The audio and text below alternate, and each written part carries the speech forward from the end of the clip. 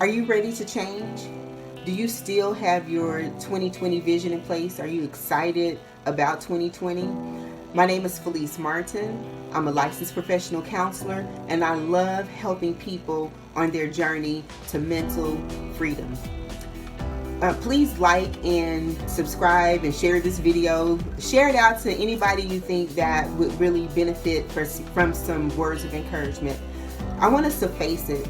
Change is inevitable.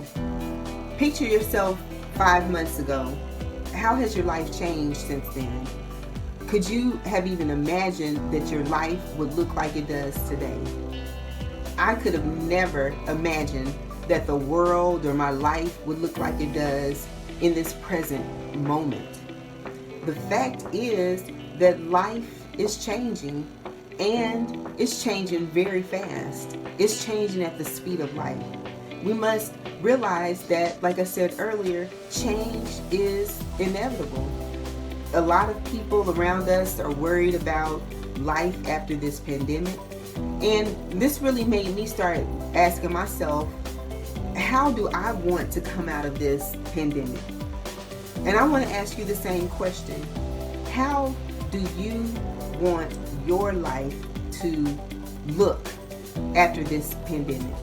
The fact is, each of us is going to come out of this situation changed. We're going to come out changed for the better or for the worse. And I really want you to know where you are when it comes down to deciding if you're even going to change and if you want your life to change. So many people don't even know that there are stages of change. For instance, there's the stage called pre-contemplation. And this basically means that we are asking ourselves if change is really necessary. We're almost oblivious to what's happening around us. It's almost like not even, thinking about what's going on. We're not even thinking about change. It's just kind of almost like being in denial, or imagine walking around in a fog. But once things start to clear and we become more focused, we move out of this pre-contemplation stage to contemplation. That basically means that we're beginning to see a reason to change. But we really aren't quite sure if we're ready to do the work, if we're really ready for change. We might have mixed emotions about changing. I know when everything with this pandemic happened, we all experienced a range of emotions like fear, we experienced guilt, resistance, we maybe even experienced anxiety. A lot of us were hesitant about letting go and embracing this new normal out of, for whatever reason. But the beauty of it all is that these emotions are normal.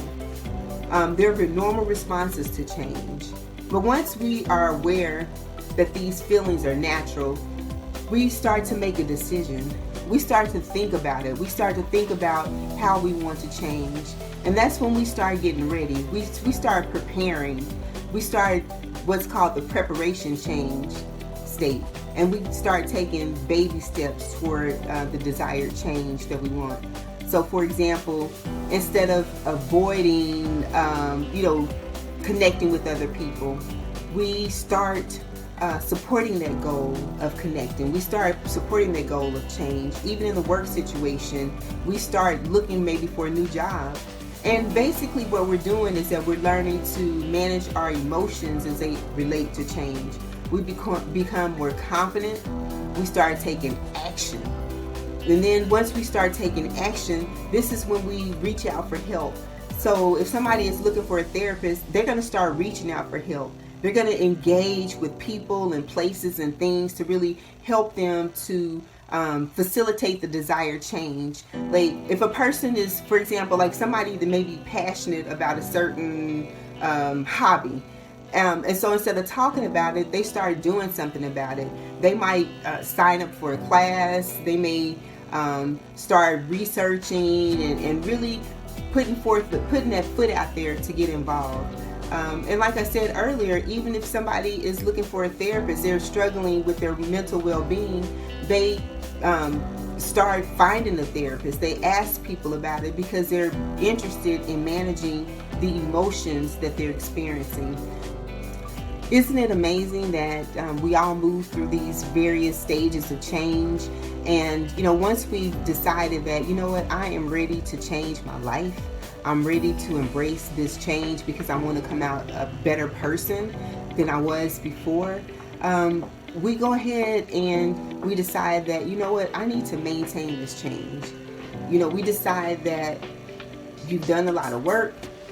We want to continue the change, and we know that we all are going to still continue to face new challenges in this new normal. So it's very important to, at this stage, make sure that we're maintaining the work that we've done. And I want to give you just 6 really quick things that you should know when it comes to maintaining change.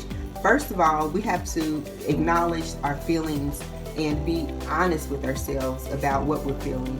If we're scared, say it. If we feel afraid or anxious, say it. Just don't get stuck in those feelings of being scared and anxious. And it's important that we're kind to ourselves. We don't beat ourselves up when we miss the mark. It's okay. It's okay. We have to be optimistically realistic. Challenge yourself, but just don't overdo it. Be optimistic. Don't put too much on your plate.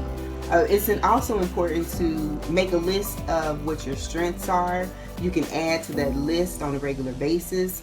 And it's important to write this list down because you're going to want to refer back to this list whenever you become afraid or overwhelmed or start, falling back a little bit as it relates to the changes that you've made. It's important to discover something positive in each situation. If you find yourself being negative, try to reframe your mind. Try to see things from a positive point of reference. Try to think about things you can be grateful for. Set your goals, achieve your goals. Just don't dream about it. Take action. That's what's very important. Take action. Our lives are changing, but I just want to say thank you for listening to this video.